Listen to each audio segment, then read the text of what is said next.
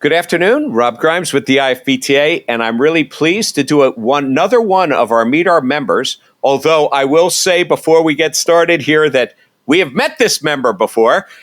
We've met the individual. You may not know the company, you will know the company, and I will assume that you actually do know the company, SageNet.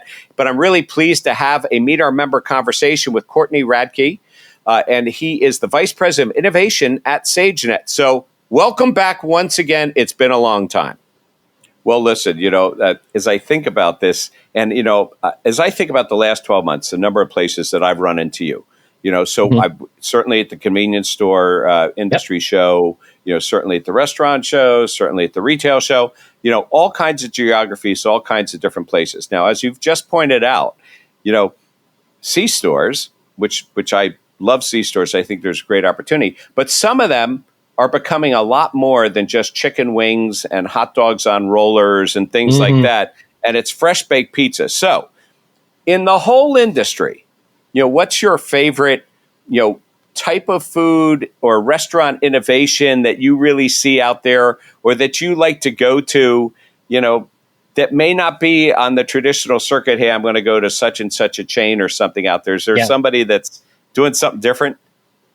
Yes. So the two-parter there. I think the innovation on this side is amazing, but there's not a weekend that I'm probably not buying a Casey's breakfast pizza and ordering on the app, going and picking it up when it's there. It's fresh baked, right? And I'm going and picking that up. They're starting to now come down into my area of the U.S. where it was traditionally kind of, center of the country, but they're expanding heavily. So Casey's breakfast pizza, or pizza in general, can't live without that. And what we saw, I believe it was NRF of the automated pizza kitchens, right? Where those innovations now going to start to come in to these organizations.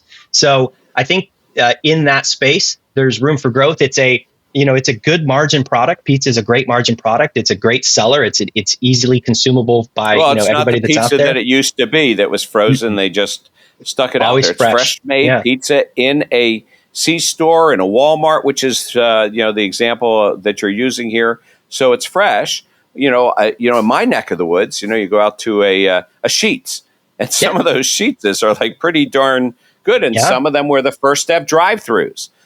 So is it a gas station? Is it a C-store? Is it a restaurant? It's your everything store. Yeah, it's your everything store at this point. And they're so readily available. They're in places that restaurants probably aren't in some of these occasions. So the customers, they got a good experience. They got good food if they just drive up the road a couple miles. But what if I didn't have to have them do that? What if they stop here? Yeah, and by the way, the more I think about it, everybody thinks that they started these industries on their own or that they came up with an idea. I was having a conversation the other day with somebody about the NRF, and we were talking about New York City and the bodegas. And, you go in and, oh, my gosh, they are selling all kinds of great food, but yet it's a C-store. So it wasn't invented, by whomever. Perfected, maybe, I don't know. But yeah, imitation's the best form of flattery. And I think if more in the industry could do that, we're seeing them bring in their own products, make their own products, own the supply chain. That's not going to stop. It's being very successful, and we're going to see that continue to grow. So let me just ask you this. So, you're the Vice President of Innovation at SageNet. So that to me doesn't say it's a standstill. Innovation means moving forward, not, Vice President of Technology might be what already exists, right? So what is the innovation that's really going to get you excited for the restaurant industry? And how do you see SageNet, fitting in there to bring that forward for the industry and adding that value? Just as you said that, C-stores didn't create that motto, as kind of the bodegas, but they perfected it. I would like to say that the technology that's going to change the industry is already out there. We've just not made it practical to use, right? So if you think about what's the buzziest words that we've heard over the last couple of years, if I hear AI, if I don't hear an AI in a conversation, I get worried that, we're not talking about technology. The practical use of that and how do we really apply it? And back to what we said earlier of sometimes if you dip your toe, you get ahead 3 years of something, you're further ahead of the competition. Well, now we see with the industry and labor challenges and rising wages, those that looked into AI, voice-assisted, AI kitchens, things like that, and applied it are ahead. And we're trying to do the same thing on the network and security side and the digital side to say, can I use machine learning and actual AI to not just be very, very quickly reactive, which is good, but let's get ahead of and let's predict where issues could occur and stop them from ever happening. And there is a new level of restaurateur or restaurant innovator or restaurant innovation entrepreneur. I'm not sure what we want, but there are people that are building food service and basically building new types of operations that are built on technology. And so even though we say that we may be a lagger or we're not bleeding edge, there are people that are coming from companies like Google or Amazon, that are coming into the restaurant industry and opening up restaurants with robots and the different types of screen orderings. And yes, some of them were before their time, because I can think of some of them that maybe 15, 20 years ago were out there, and they're coming back around. Everybody thinks it's new, and I'm having deja vu moments thinking, I've seen this before. Somebody's but now is the time. Yeah, now is the time. The best technology isn't a technology that's brand new that nobody's ever seen before. It's at the right time for the right price, done the right way. And it could have been 15 years ago. It could have been 6 months ago that maybe they were just too soon, but they got the idea out there, got people used to trying things, got it so it wasn't so scary. You never want to be the first, but you don't want to be the last. And I think that's what it takes in the industry, is just trying things for the customer. Well, listen, we greatly appreciate the support and the trust that SageNet and you have put in the IFBTA. And I thought maybe you might just take a moment and just sort of share the why, in there, and why the IFBTA and how you see that partnership, helping you and SageNet within the industry.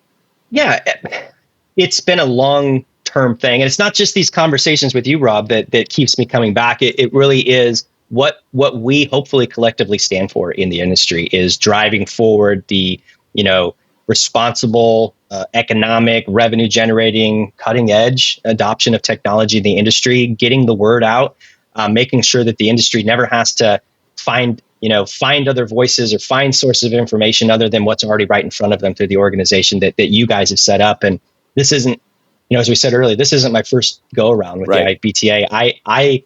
I feel like it is a partnership with me, but I like to bring that to any organization that I go to and kind of spread that word, because I just truly believe in the value of it. And so no matter really wherever I go. Well, we greatly appreciate that. And I don't think there's ever going to be too many conversations that you and I could have, but also the value of the conversation with those that lead not just the operator side, but also the supplier side of the industry. It is, when it is a shared conversation, and every time I have a conversation with you on the floor of a show, and our peers, the other people that we get together with, I always learn something new. Now, some of them you've brought up on this call, and I'm not allowed to because you've coined some terms. I guess I can't use them on my own, but I'll have to give you credit. But there's always something new to be learned in conversation, and especially when you're in a position like you have and a company like SageNet that has the history, 27-year history, and then has a track record and a specialization in the industries, and then you pair that with the experience that you bring, not only from this position, but ones before it, and your vision of the future. I think it makes for a great partnership, and we greatly appreciate the personal connection as well as SageNet's trust in us as a industry supporter. So I want to thank you for joining us today on that. Trust is earned, and I appreciate the opportunity to kind of share some insights with you again. And I look forward to the next time, and maybe it'll be me interviewing you next time. There you go. Thank you very much. Rob Grimes with the IFBTA, meet our member, with Courtney Radke of SageNet, and thank you for joining us today.